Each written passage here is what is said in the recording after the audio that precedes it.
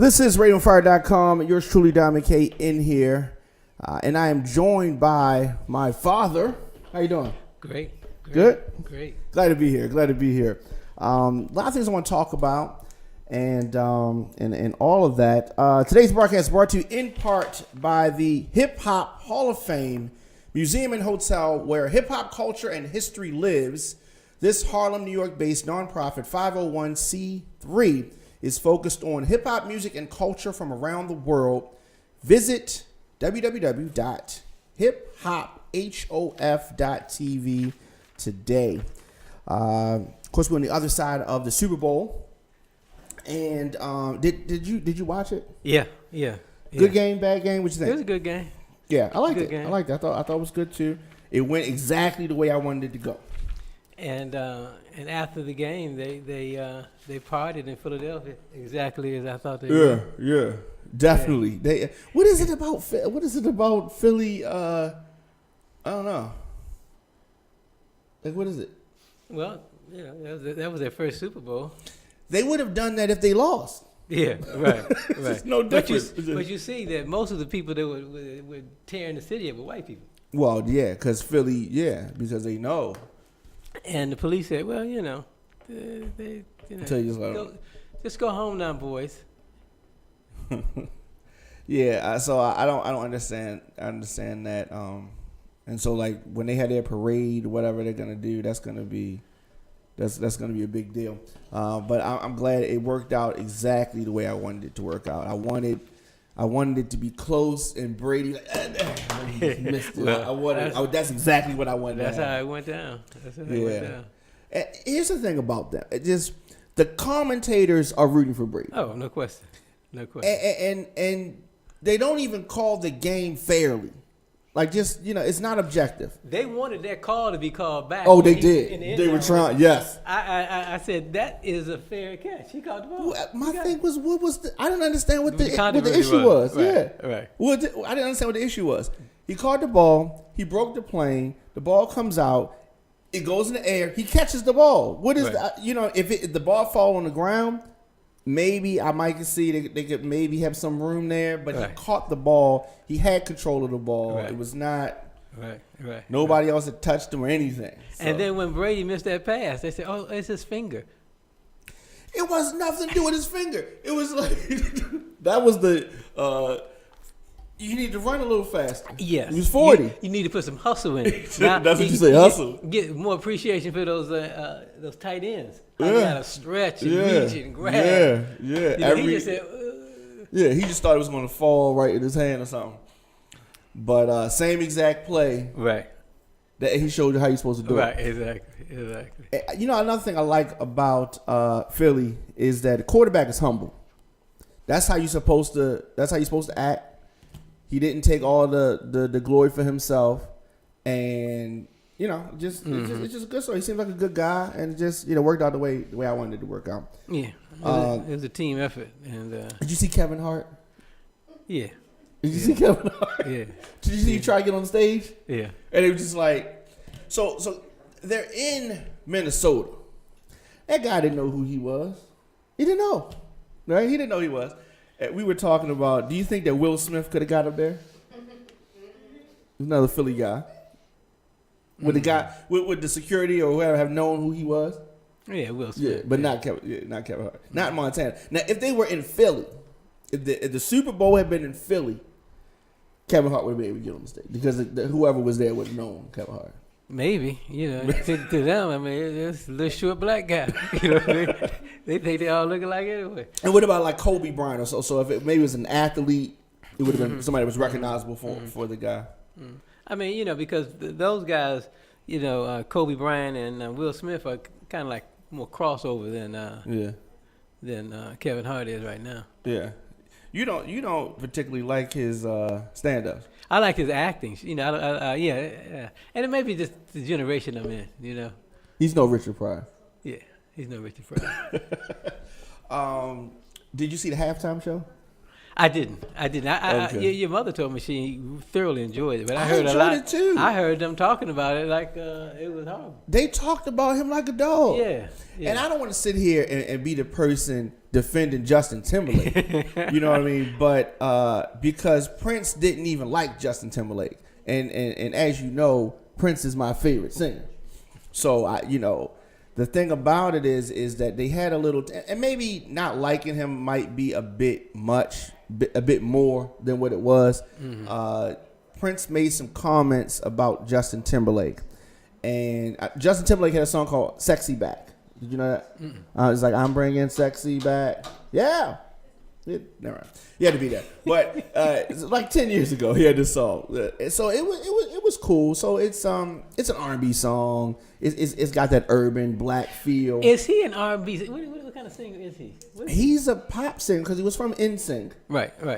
But he's got with a lot of urban R&B, hip hop like producers, mm-hmm. And so he's trying to get. So certain people just automatically be turned off by him because he's trying to do soul music, mm-hmm. But he's a white guy, so he can cross into other lanes. But what I try to tell people is, don't be upset by that because he's crossing the music over, mm-hmm. Mm-hmm. And then your music can go, mm-hmm. But they don't get it. Anyway, so he does his performance. I thought it was good. But mm-hmm. There's tension because, goodness. All right, so there's tension. He's in Minneapolis. This is Prince's home.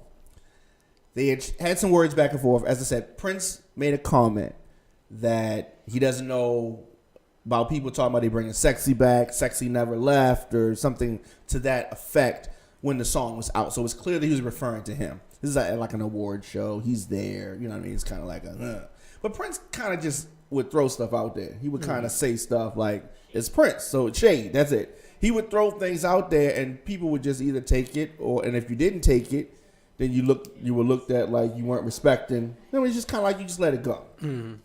But Timberlake responded to him in some songs.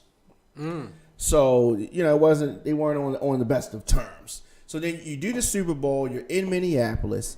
He did a listening party he has a new album dropping, which is why he's doing the Super Bowl anyway. So he has an album dropping. He did a listening party at Paisley Park, which is Prince's compound.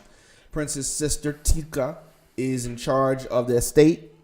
She was cool with it. She suggested that he do the thing that he did, which was it wasn't a hologram as previously reported. It wasn't a hologram. It was just Prince on the screen, and he did an interpretation of one of his songs. I thought it was cool. Some people said it was horrible. Some people said it was disrespectful. I thought he was given his props. Right. That's what I thought. Right.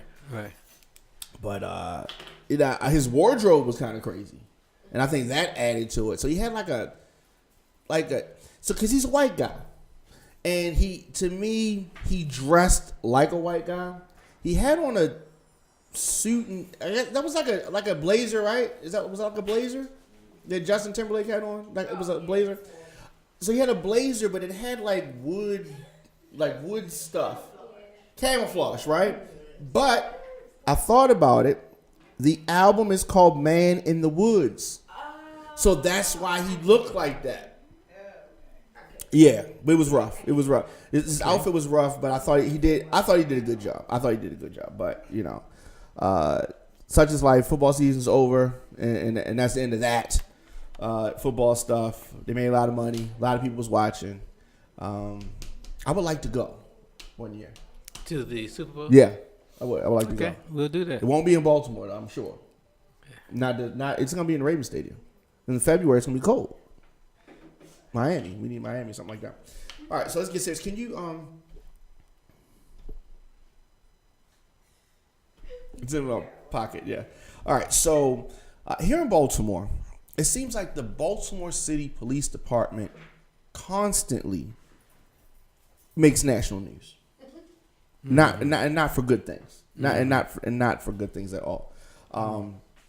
Thank you. So are you familiar with this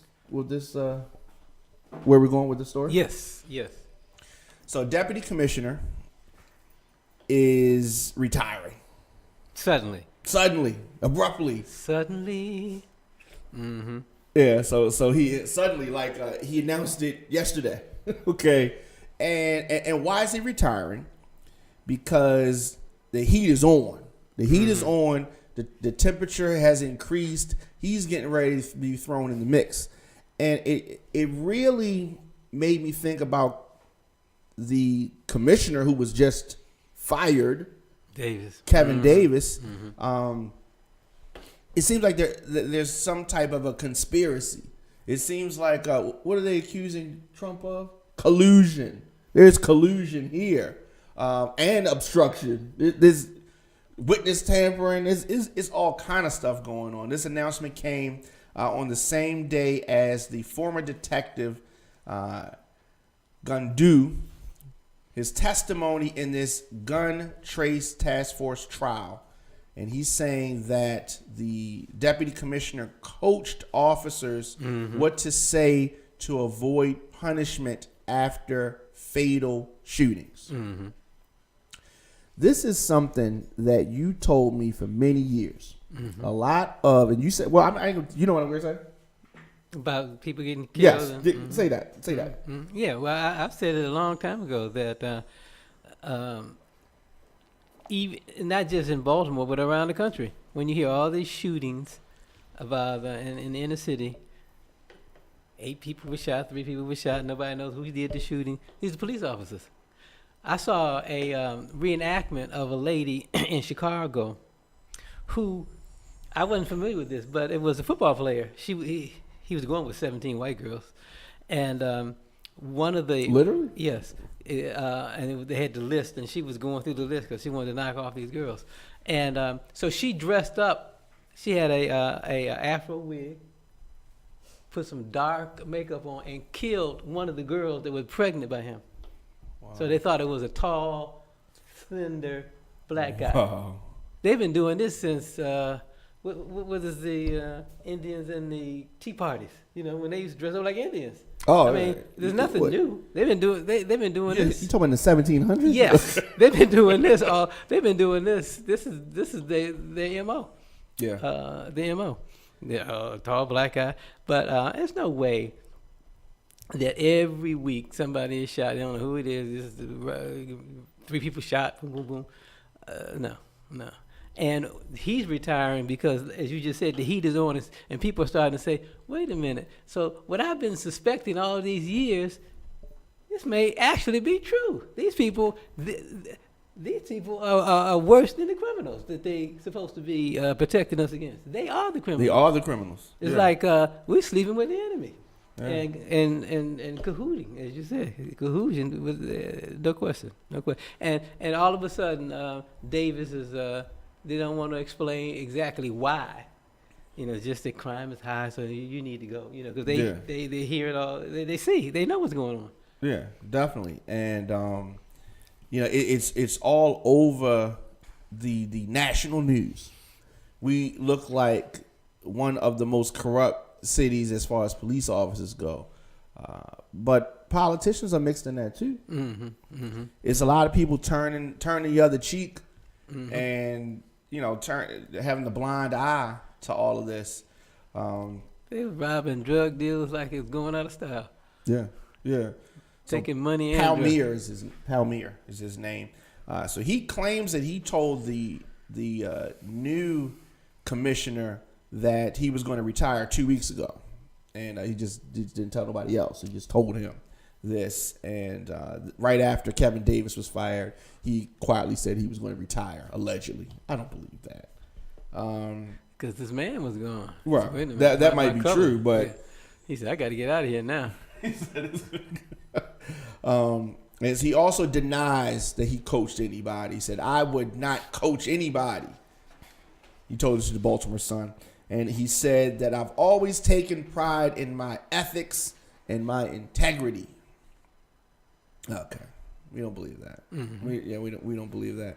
But I mean, I guess on the flip side, that the former officer who's on the stand, how credible is he? I mean, he is clearly crooked as well.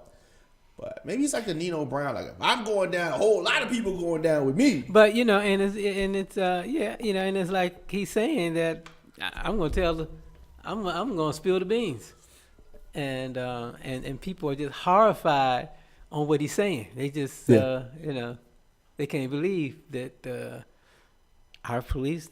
When I was growing up in Detroit, it used to be on the side of the police car. It used to be protectors of liberty.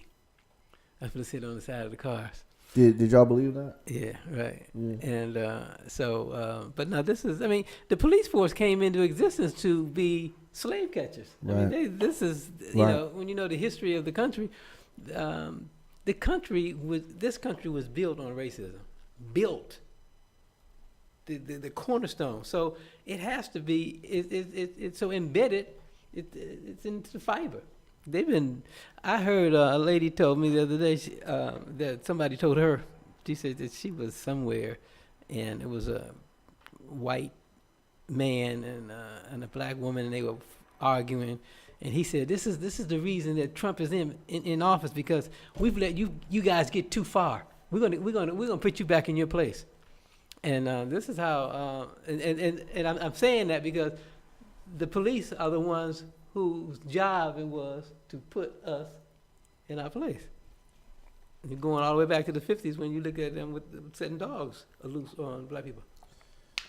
Yeah, I'm sure that there's some I guess older ones that would like to get back to that type of thing. But the younger ones, my age and younger, do you think their mentality is a put them in a place as well? Or is it just I'm better than you? Well, here's the thing. I was looking at a court show, one of the court shows the other day, and it was the hot bench. That's what it was. So that's the three. That's the three. Right. And there's a black judge on there. Right. And when she was scolding an older white woman who was a defendant, you could see on this woman's face, this white woman's face, she said, you could see, I've never had a black person talk to me this way in my entire life. It was, so, but to answer your question directly, I don't put any credence on the differentiation in the generations. I don't think there's any difference. When we start to ascend, everybody wants to be in power. Nobody wants to relinquish their power and their influence. Sure. When they talk about white privilege, then you got some that are white that will admit it and some that won't. But nobody wants to give it up. You remember Chris Rock did that joke. He said that he was at a convention and it was a white guy waiting on them. He said he got one arm, one leg. He said, and I'm a millionaire. He wouldn't trade places with me. He wouldn't want to be me. Right. Because even a handicapped white person feels that he's better in a better position than a rich black person. That's why I've always told you, even over the years, that you deal with decision makers, because you will find a white person who is down the peg. He'll make it difficult for you to get to his boss because he got to just, so I got to be over somebody now, okay? You know what I mean? And so I was saying, you got to find a decision maker. You can easily deal with a decision maker because it's talk about money. That's all. And we're living in some wonderful times. I'm glad to be living in this time because we're gonna see some changes. It's gonna be very interesting. Is right. It's interesting right now. Last thing on this topic, the officer Gondo, the former officer rather, he also said that Sean Suter, that's the officer that was killed, unsolved. He stole money on the job. That's from someone, and of course we remember he was killed back in November, a day before he was supposed to testify in the federal grand jury corruption investigation that's going on now. All this is connected. Mm-hmm. Yeah, all this is connected. No question. And the firing of Davis and Yes. and the lieutenant who's retiring. Palmier, yeah. It's all interconnected. And so, do you think this is going to come out? Like, are they going to pin like Suter's murder on somebody or no? So this is just going to be, we're going to know it's out but can't kind of prove it. Exactly. Yeah, that's sad. Another sad story. Last thing I wanted to get to. So an illegal immigrant struck and killed Colts player, and Edwin Jackson is his name. Is he a current player or retired? Yeah, he was a current player, 26 years old. And also he was killed along with the 54-year-old. So he was a linebacker. Life cut short early Sunday morning. So what's crazy about it is that, I mean, when I initially saw that he was killed, of course, it's sad. And then when I see that it was an illegal immigrant, I said, oh, goodness. You know, Trump jumped all over that. So, I mean, what are your thoughts on first on this specific story, then I want to get into immigration a little bit deeper. Well, I mean, I'm not that familiar. Was it an accident? Yes. So it was a drunk driver. Okay. So they're still piecing the whole thing together, but the family and friends and all of that awoke to this story. So the Colts released a statement, of course, saying that they were heartbroken and that he was loved by all in the Colts organization. Now, as for the cause of death, the exact things are still being investigated. But what has been reported so far is that they were killed while standing on Interstate 70 outside of the car.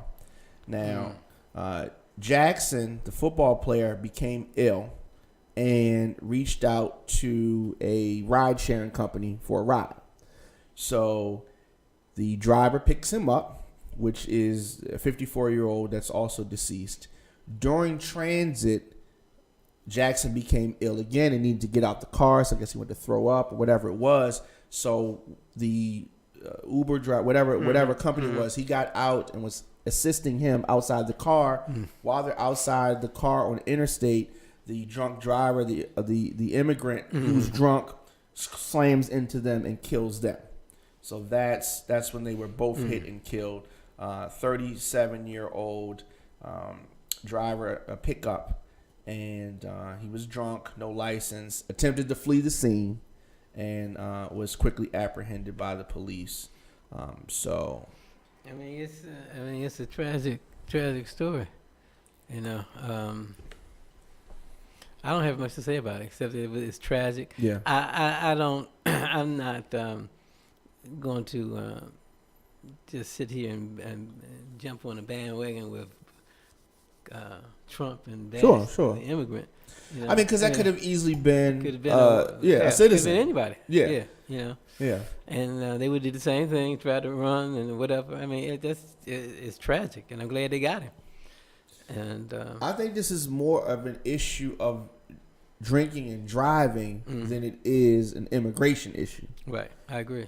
Because it could have easily been, like you said, some white guy could have been in the pickup truck or, somebody else.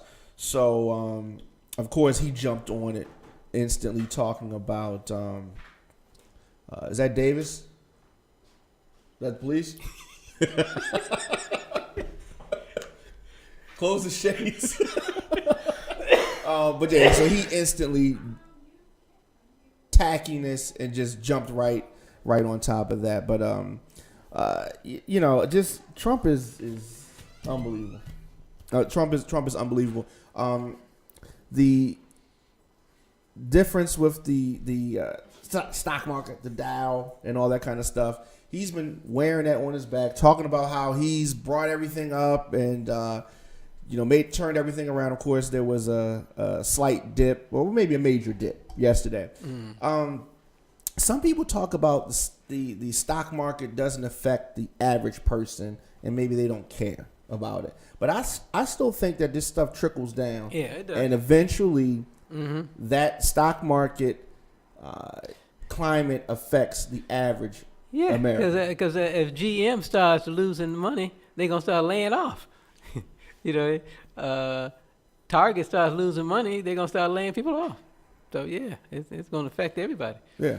And but it's not astute for a president to associate himself with the stock market. Absolutely. Because it goes up and down too sporadically. Because you're gonna get caught with your drawers down, like because it's gonna come down. I mean, when when at the end of Bush, it was at like 5,000 down. It was stock market was down. Obama, at the end of his term, it was probably at about 15 to 16,000. But Obama had said clearly, he said that the stock market, when it was going up and going down, he said, that's the stock market. It goes up and down, up and down, up and down. So I'm not, you can't put your presidency on that. You can't, and it's, like I said, it's volatile. Right. You can't control it. You have there's nothing that you can do that can control it at all. Exactly. Yeah. Like oil prices. You can't control oil prices. Gas is up. There's no control. Yeah. Well, time goes. Time flies. Time flies. I definitely want to thank you for coming and shooting from the hip. As always. Yes, sir. There are a lot of stories that you've told me over the years that in the weeks to come, I want you to, I'm selfish. So, I don't want you to give them everything. Like, I want to keep some things. But sometimes I want you to sprinkle out. There's some things, and there's some stories that I think are really beneficial, because a lot of times you don't know this, but a lot of my friends over the years have benefited from different things that you just said, just wisdom that you said, stuff around the house over the years, and like they'll pull back something that you said in the 80s. And I'm like, what? When he said that? Or you remember that? And they stuck, and those things were things that stuck with them. So I think that it could be beneficial to some of our viewers and all that kind of stuff, if you don't mind. That'd be good. That'd be good. Of course, Radio on Fire broadcasts reach over 278,000 viewers per month. Advertise your product, service, or event by sponsoring an episode of any of our shows here, starting as low as $50. You can visit radioonfire.com/promo for details on that. I give you last word. Anything you want to say? No, hey, it's been good here. I enjoyed being here and talking with you each and every week. All right. All right. That's it. Thank you. Okay. All right, so we're going to take a break, and we're going to come back after this.